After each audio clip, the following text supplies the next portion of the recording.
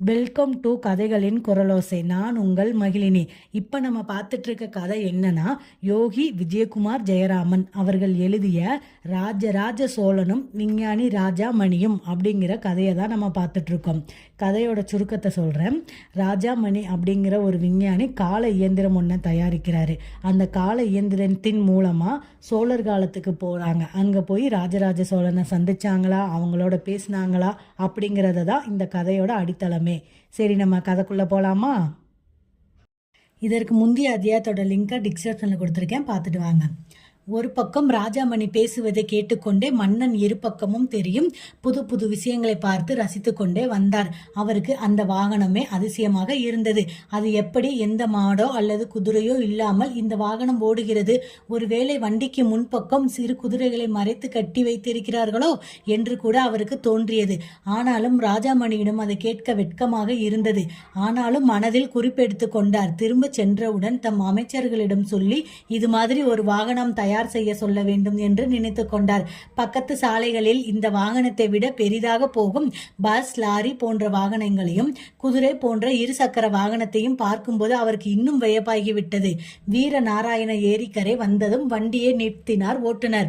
ராஜாமணி மன்னனிடம் ஏரியை சுட்டிக்காட்டி சொன்னார், மன்னா, இதுவே தங்கள் முன்னோர்கள் கட்டிய வீர நாராயண ஏரி, இன்னும் அப்படியே இருக்கிறது பாருங்களேன் என்றான் ராஜாமணி.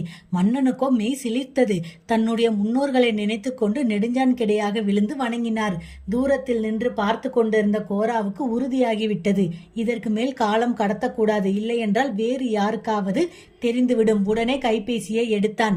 செய்தி காட்டு தீயாக பரவியது. அடுத்த நாள் பதிப்பு வரை தாங்காது என்பதால் பத்திரிகைகள் உடனே தங்களது இணைய பக்கத்தில் செய்தியை வெளியிட்டன. அடுத்த சில நிமிடங்களில் தொலைக்காட்சிகளில் வந்துவிட்டது.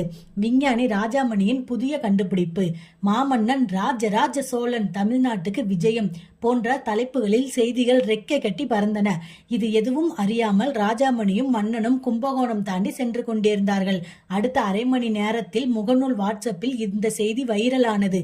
கோரா ஒரு உத்தேசமாகத்தான் இந்த செய்தியை கொடுத்திருந்தான். ஆனால் அவரவர் இஷ்டத்துக்கு இந்த செய்தியை வெளியிட்டு கொண்டிருந்தார்கள். ஒரு பத்திரிகை மாமன்னன் ராஜராஜ சோழனை ஒரு கால இயந்திரம் கண்டுபிடித்து இங்கே வந்திருப்பதாக செய்தி வெளியிட்டது.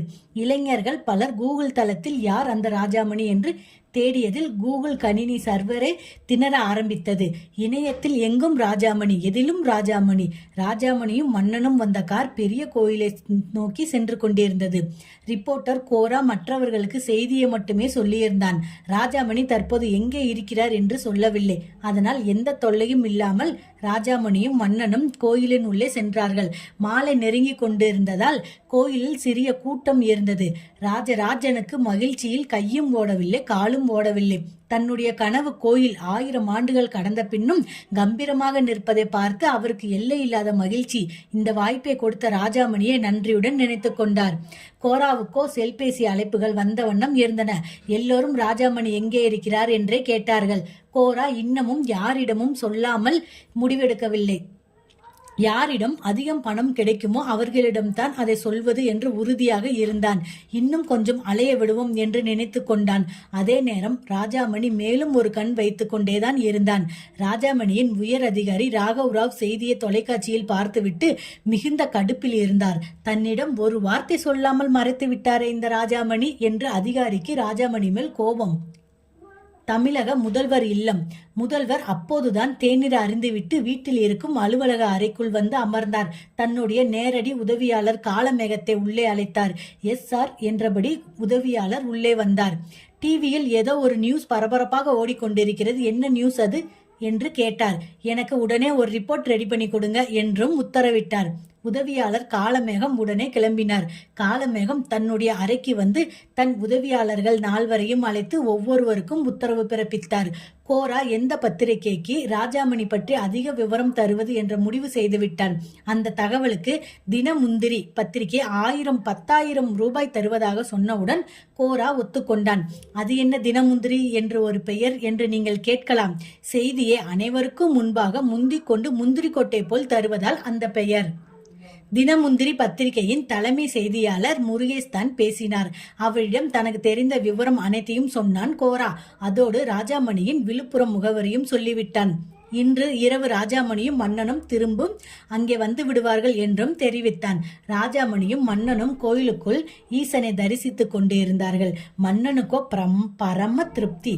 தினமுந்திரி பத்திரிகையின் தலைமை செய்தியாளர் முருகேசின் உதவி ஆசிரியர் பெயர் ராஜன். அவன் இகமுக கட்சி தலைவர் ராமசாமியின் உறவினன். அவன் இந்த செய்தியை ராமசாமியிடம் சொல்ல போய் அது உடனே எல்லா கட்சிகளுக்கும் பரவிவிட்டது. 10 நாட்களுக்கு முன்புதான் தமிழ்நாடு சட்டசபை தேர்தல் தேதியை அறிவித்திருந்தார்கள். அதனால் எல்லா கட்சியும் இந்த செய்தியை தங்கள் வெற்றிக்கு எப்படி பயன்படுத்திக் கொள்வது என்று மும்முரமாக ஆலோசனையில் இறங்கிவிட்டார்கள். இதில் முந்திக் கொண்டவர் மக்கள் நிம்மதி கழகம் கட்சியின் தலைவர் ஜனமித்ரன் தான். மிகவும் அதிரடியான மனிதன்.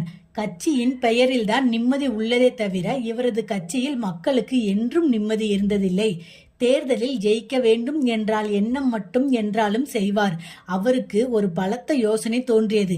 வழக்கமாக வாக்குப்பதிவு இயந்திரம்தான் பயன்படுத்துவார்கள். இந்த தடவை ஒரு தொழில்நுட்ப கோளாறு ஏற்பட்டதால் பழைய வாக்குப்பதிவு முறையே இருக்கும் என்று தேர்தல் கமிஷனரால் அறிவிக்கப்பட்டது. ஜனமித்ரன் வரலாறு நன்கு அறிந்தவர். அதனால்தான் இந்த யோசனை அவர் மனதில் உதித்தது. இந்த தேர்தலில் கள்ள ஓட்டு போட்டாவது 10 தொகுதியாவது வெற்றி பெற வேண்டும் என்று முடிவெடுத்தான் ஜனமித்ரன் என்பதில் அவர் தீவிரமாக இருந்தார். கள்ள ஓட்டு போடும் பழைய முறைகள் எல்லாம் எல்லோருக்கும் தெரிந்துவிட்டது. அதனால் தேர்தல் ஆணையம் சுலபமாக கண்டுபிடித்து விடுகிறது. அதனால் ஏதாவது புது முறையை கண்டுபிடிக்க வேண்டும் என்று 2 நாட்களாக மண்டையை போட்டு உடைத்து கொண்டிருந்தார் அவர். அந்த நேரத்தில்தான் ராஜாமணியை பற்றியும் மன்னனை பற்றியும் செய்தி அவர் காதுக்கு வந்து சேர்ந்தது. மண்டைக்குள் ஒரு குண்டு பல்ப் எரிந்ததைப் போல ஒரு ஐடியா வந்துவிட்டது அவருக்கு. கட்சியின் தஞ்சை மாவட்ட செயலாளர் ரத்தினசாமியை செல்பேசியில் உடனே அழைத்தார். உடனே சென்று ராஜாமணியையும் மன்னனையும் பிடித்து அடைத்து வைக்கும்படி கட்டளையிட்டார். ரத்தினசாமி ஒரு மரமண்டை என்பது அவருக்கு தெரியும். அதனால்தான் தன்னுடைய ஐடியா என்னவென்று தெரிவிக்காமல் ராஜாமணியையும் மன்னனையும் பிடித்து அடைத்து வைக்கும்படி மட்டும் உத்தரவிட்டார். ரத்தினசாமிக்கு வரலாறு சுத்தமாக வராது. அவருக்கு ராஜாமணியும் தெரியாது, ராஜராஜ சோழனையும் தெரியாது. அவர்களை கோயிலுக்குள் எப்படி கண்டுபிடிப்பது என்று அவருக்கு தெரியவில்லை.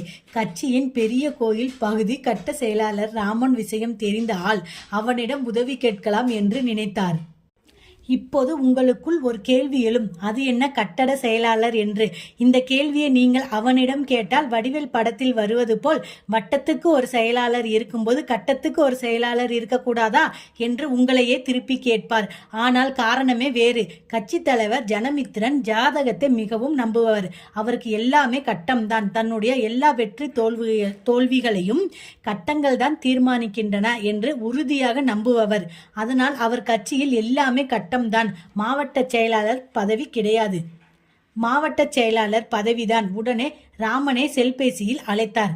ராமனிடம் விஷயத்தை விளக்கினார். ராமனுக்கு ராஜாமணியின் முகம் தெரியும். அதனால் உடனே ரத்னசாமியிடம் ஒரு காரும் அதில் 4-5 குண்டர்களையும் அனுப்பி வைக்குமாறு சொல்லிவிட்டு உடனே பெரிய கோயிலுக்கு கிளம்பினான். ராஜாமணியும் மன்னனும் அப்போதுதான் கோயிலை விட்டு வெளியே நடந்து வந்து கொண்டிருந்தார்கள். மன்னன் கோவிலை பிரிய மனமில்லாமல் வந்து கொண்டிருந்தான். ராஜாமணியின் செல்பேசி ஒலித்தது. ஹலோ, ராஜாமணி பேசுகிறேன் என்றான். மிஸ்டர் ராஜாமணி, நான் முதல்வர் அலுவலகத்தில் இருந்து பேசுகிறேன். நான் அவரின் நேர்முக உதவியாளர் காலமேகம். முதல்வர் உங்களிடம் பேச வேண்டும் என்று சொன்னார். இன்னும் 1 மணி நேரத்தில் எந்த எண்ணுக்கே அழைப்பார். தயாராக இருங்கள். அனுமதி கேட்கவில்லை, உத்தரவுதான் வந்தது. இது என்னடா வம்பு? முதல்வர் ஏன் நம்மிடம் பேச வேண்டும்? ஏதாவது விருது வழங்க போகிறார்களோ? ஒன்றும் புரியாமல் குழம்பி போய் நின்றார் ராஜாமணி. அவரை பற்றி தொலைக்காட்சியில் வினாடிக்கு வினாடி ஓடிக்கொண்டிருக்கும் செய்தியை அவர் இன்னும் பார்க்கவில்லை. பார்த்திருந்தால் இந்த குழப்பம் வந்திருக்காது அவருக்கு. கட்ட செயலாளர் ராமன் கோயிலுக்கு எதிரே கார் நிறுத்தும் பகுதியில் நின்று கொண்டு கோவில் வாசலையே பார்த்து கொண்டிருந்தான். அவன் பின்னால் அவனது அடியாட்கள் நின்று கொண்டிருந்தார்கள். ராஜாமணியையும் மன்னனையும் பார்த்து பின் அவர்கள் பிடரியில் 2 போட்டு காரில் தூக்கி கொண்டு போவதாக ஏற்பாடு செய்யப்பட்டிருந்தது. தொலைவில் ராஜாமணியை பார்த்து விட்டான் ராமன். கூட வருபவன் தான் மன்னனாக இருக்க வேண்டும். அடியாட்களிடம் கண்ணை காட்டினான். கார் நிறுத்தும் பகுதிக்கு அவர்கள் வரும் வரை காத்திருந்தார்கள். ராஜாமணி தான் முதலில் வந்தார். இருவருக்கும் பகுதியில் கடந்து நடந்தார்கள். பின் மண்டையில் ஒரே அடி. ராஜாமணி அங்கேயே மயங்கி விழுந்தார். ராஜராஜ சோழ தேவர் ஒரு நொடியில் சுதாரித்து கொண்டார். மாவீரன் அவருக்கு முன்னால் கூலிக்கு வேலை செய்யும் அந்த குண்டர்கள் எம்மாத்திரம் தன்னுடைய உலக்கை போன்ற கைகளால் சில அடிகளில் அந்த அடியாட்களை தூக்கி வீழ்த்தி விட்டார். சற்று எட்டியே நின்ற ராமன் இதை எதிர்பார்க்கவில்லை.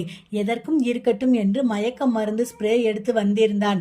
அதை கையில் எடுத்து வைத்து கொண்டு மன்னன் அப்போது எல்லோரையும் அடித்து வீசி விட்டு இருந்தான். ராஜாமணி எப்படி இருக்கிறது என்று குனிந்து சோதனை செய்து கொண்டிருந்தார் மன்னர். ராமன் மெதுவாக அவருக்கு பின்னால் போய் மயக்க மருந்து ஸ்ப்ரே அவர் முகத்தினில் அடித்தான். மன்னன் மயக்கமடைந்தார். அடித்து வீசப்பட்ட அடியாட்களை எழுப்பி ராஜாமணியையும் மன்னனையும் காரில் தூக்கி போட்டு கொண்டு பறந்தார்கள். ரத்தினசாமி தன்னுடைய பண்ணை வீட்டில் குறுக்கும் நெடுக்குமாக நடந்து கொண்டிருந்தார். ராமன் எப்போது வருவான் என்று எதிர்பார்த்து வாசலையே பார்த்து கொண்டிருந்தார். தலைவர் ஜனமித்ரன் இன்று இரவே இந்த பண்ணை வீட்டுக்கு வருவதாக சொல்லியிருந்தார். கார் உள்ளே நுழைந்தது. ராஜாமணியையும் மன்னனையும் உள்ளே கொண்டு சென்று கட்டி போட்டார்கள். ரத்னசாமி தலைவருக்கு செல்பேசியில் விஷயத்தை சொன்னார். இருட்டு அறையில் அடைத்து வைத்திருந்தார்கள் இருவரையும். ராஜாமணிக்கு ஓரளவுக்கு மயக்கம் தெளிந்து விட்டது. மயக்க மருந்து அடித்ததால் மன்னனுக்கு தான் இன்னும் மயக்கம் தெளியவில்லை. யார் இவர்கள், ஏன் தங்களை அடைத்து வைத்திருக்கிறார்கள் என்று ராஜாமணிக்கு புரியவில்லை. 1 மணி நேரம் ஆகியிருந்தது. ராஜாமணியின் செல்பேசி ஒலித்தது. ராமன் ராஜாமணியை சரியாக பரிசோதிக்கவில்லை. அதனால் அவரின் செல்பேசி அவரிடமே இருந்தது. ஹலோ ராஜாமணி, மிஸ்டர் ராஜாமணி, நான் சிஎம் பேசுகிறேன்.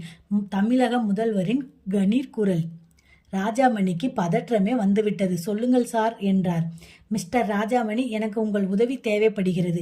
நீங்கள் கண்டுபிடித்திருக்கும் இயந்திரத்தை பற்றியும் உங்களுடன் ராஜராஜ சோழன் மன்னர் இருப்பதை பற்றியும் வந்த செய்தியை தொலைக்காட்சியில் பார்த்தேன்.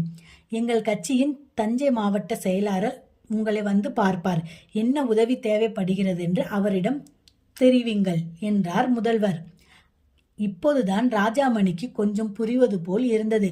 ஆனால் இது எப்படி தொலைக்காட்சியில் வந்தது என்பதுதான் அவருக்கு புரியவில்லை. எது எப்படியோ இப்போது முதல்வர் அவர்களின் உதவி நமக்கு தேவை. அதனால் அவர் சொல்வது சரி என்று சொல்லிவிட்டு தம்மை காப்பாற்றும்படியும் கேட்க வேண்டும். நிச்சயம் சார், ஆனால் இப்போது நானும் மன்னனுமே ஆபத்தில் மாட்டி கொண்டிருக்கிறோம். யாரோ எங்களை கடத்தி வந்து கொண்டு வைத்திருக்கிறார்கள். நீங்கள் தான் எங்களை காப்பாற்ற வேண்டும் என்றார் ராஜாமணி. இதை கேட்டவுடன் முதல்வர் குரலில் அதிர்ச்சி தெரிந்தது. அப்படியா, டோன்ட் வரி, நான் இப்போதே காவல்துறையிடம் சொல்லி நடவடிக்கை எடுக்கிறேன் என்றார் முதல்வர். சிஎம் அவர்களின் நேரடி உத்தரவு என்பதால் காவல்துறை பரபரப்பாக வேலை செய்தது. ராஜாமணி செல்பேசி சிக்னல் ட்ரே செய்து பார்த்ததில் அது தஞ்சை திருச்சி சாலையில் ஏதோ ஒரு இடத்தில் இருந்தது தெரிய வந்தது. உடனே தஞ்சை காவல்துறைக்கு தகவல் பறந்தது. மன்னனுக்கு கொஞ்சம் கொஞ்சமாக மயக்கம் தெளிந்து கொண்டு வந்தது. இரவு 9 மணிக்கு ராஜாமணிக்கும் மன்னனுக்கும் சாப்பாடு கொடுத்தார்கள். மன்னன் மாவீரன் என்பதால் அவனை மட்டும் இரும்பு சங்கிலி போட்டு கட்டி வைத்தார்கள். மயக்கம் தெளிந்த மன்னனுக்கு ஒன்றும் புரியவில்லை. 1000 ஆண்டுகளுக்கு பிறகு தமக்கு எதிரிகள் இருக்கிறார்களா? ஒருவேளை பாண்டியர்களாக இருக்குமோ, அல்லது களப்பிரர் வம்சத்தை சேர்ந்தவர்களாக இருக்குமோ என்று பலவிதமாக எண்ணி குழம்பினார் ராஜராஜ சோழர். ராஜாமணி, யார் இவர்கள்? எதற்காக நம்மை தாக்கி சிறைப்பிடித்து இருக்கிறார்கள் என்று கேட்டார் மன்னர். மன்னரே, சற்று முன்தான் எமக்கும் காரணம் கொஞ்சம் விளங்கியது. யார் மூலம் என்று தெரியவில்லை. ஆனால் நாம் கண்டுபிடித்த கால இயந்திரத்தை பற்றியும் நீங்கள் இங்கு வந்திருப்பதும் வெளியே தெரிந்துள்ளது. அதனால் அதை அறிந்து கொண்ட ஏதோ ஒரு கூட்டம்தான் நம்மை இங்கே கடத்தி கொண்டு வந்து வைத்திருக்கிறார்கள் என்றான் ராஜாமணி. இது என்னடா தனக்கு வந்த சோதனை என்று நினைத்து கொண்டார் மன்னர். தம்மால் தம் காலத்துக்கு திரும்ப செல்ல முடியுமா என்று சந்தேகம் வந்துவிட்டது மன்னருக்கு. இருந்தாலும் அவர் மாவீரர் அல்லவா? எத்தனையோ போர்க்களங்கள் பார்த்தவர் இல்லையா? இந்த குண்டர்கள் எம்மாத்திரம் அவருக்கு. அதனால் இங்கே இருந்து எப்படி தப்பிக்கலாம் என்று தீவிரமாக யோசிக்க துவங்கினார். ஆட்கள், ஆயுதங்கள் என்றால் சமாளிக்கலாம். ஆனால் ஒருவன் ஏதோ ஒன்றை கையில் வைத்து கொண்டு முகத்தில் படும்படி புஸ் புஸ் என்று அடித்து தன்னை மயக்க வைத்து விட்டானே, அது என்னவாக இருக்கும்? ராஜாமணிக்கு நிச்சயம் தெரிந்திருக்கும் என்று. ராஜாமணி, என்னுடைய முகத்தில் ஏதோ ஒன்று அடித்து மயக்கம் கொள்ள வைத்தானே ஒருவன், அது என்ன ஆயுதம் என்று கேட்டார் மன்னர். ராஜராஜ சோழன் பின்னோக்கி வந்து நம்ம காலகட்டத்தில் அவர் கட்டின தஞ்சை பெரிய கோயிலை பார்த்து ரசிச்சுட்டு மனசார ஈசனை கும்பிட்டுட்டு வெளியே வரும்போது அவருக்கு இவ்வளோ பெரிய ஒரு பிரச்சனை. இப்போ மன்னருக்கே ஒரு சந்தேகம் வந்துருச்சு, நாம் நம்ம காலகட்டத்துக்கு போக முடியுமா, இல்லை இந்த காலகட்டத்திலேயே இருந்து நம்மளோட ஆயுஸ் முடிஞ்சிருமா அப்படிங்கிற அளவுக்கு மன்னருக்கே குழப்பம் வந்துருச்சு. இதில் என்னடானா முதல்வர் ஃபோன் பண்ணி ராஜாமணி கிட்ட பேசுகிறாரு, நான் மன்னரையும் உங்களையும் சந்திக்கணும்னு சொல்லிட்டு. ஸோ ராஜாமணி முதல்வரை சந்திச்சாரா, ராஜராஜ சோழன் அவரோட காலத்துக்கு போனாரா அப்படிங்கிறத அடுத்த வீடியோவில் பார்த்து தெரிஞ்சுக்கலாம். நன்றி.